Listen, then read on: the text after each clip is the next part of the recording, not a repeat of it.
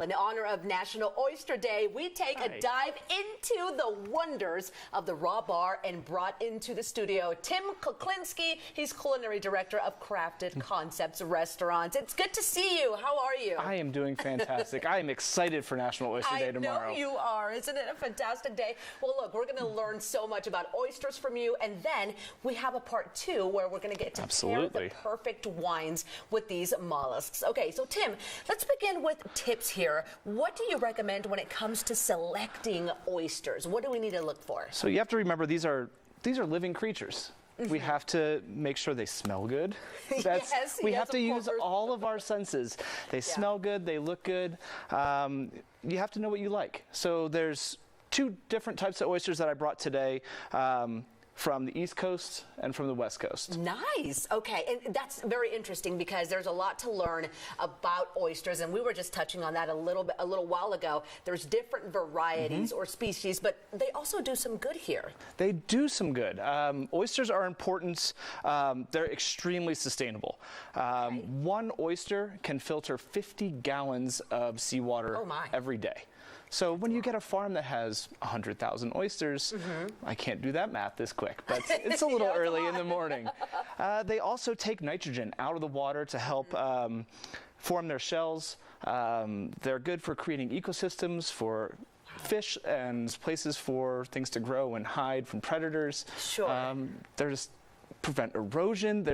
The list goes on and on. It's incredible when you think about all the things that oysters really do. It's a different world. But let's talk about what you brought today. I'm ready to see this. Okay, so I brought over here on my left, we have East Coast oysters. These tend to be a little bit brinier. The Atlantic Ocean has a higher salt content than the Pacific Ocean. Got it. The shells, when you look at them, they tend to be smooth on the outside. And they tend to be a little bit more flat. This is a deep cup one.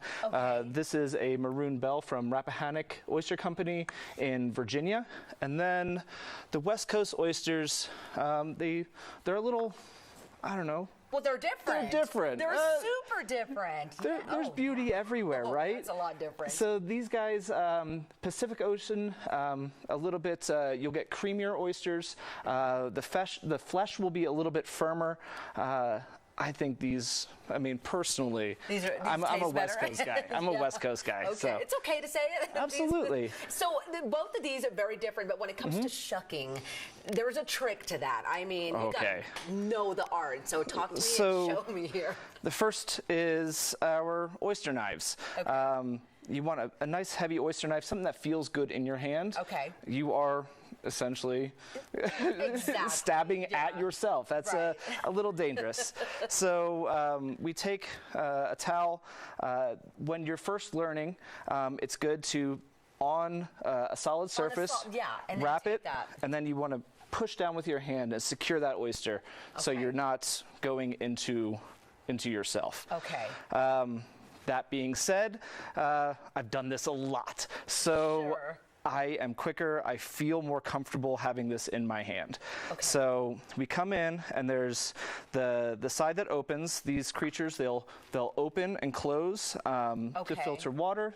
And on the hinge side, you insert the knife until it locks.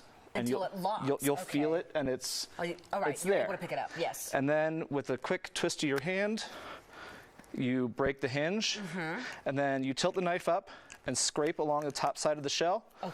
And the top comes clean off. Wow, there you go. So there's a little bits of flange that are in here. You want to get rid of those. You'll get a shell every now and again. Inside, of course. And then surprises here and there. Here in the center, there's what's called the abductor muscle. This opens and closes the shell. You want to scrape that off the bottom, and then flip the oyster over.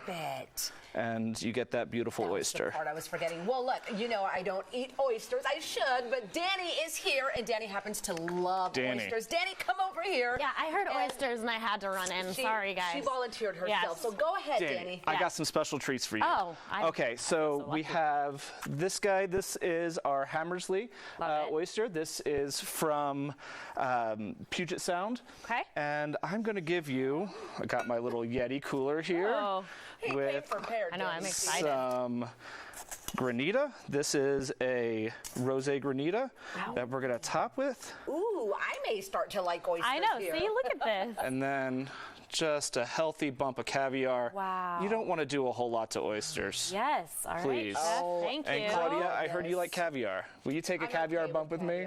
Okay, let's do it. Yeah, let's there we go. For it. Okay. What can happen? Right. Let me see your hand right here. Other side. Okay. Other there. There you go. Okay.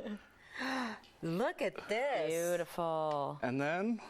All right, we're doing this. Let's go. Cheers, Danny, Claudia. National Oyster Day. Absolutely. Oyster Day.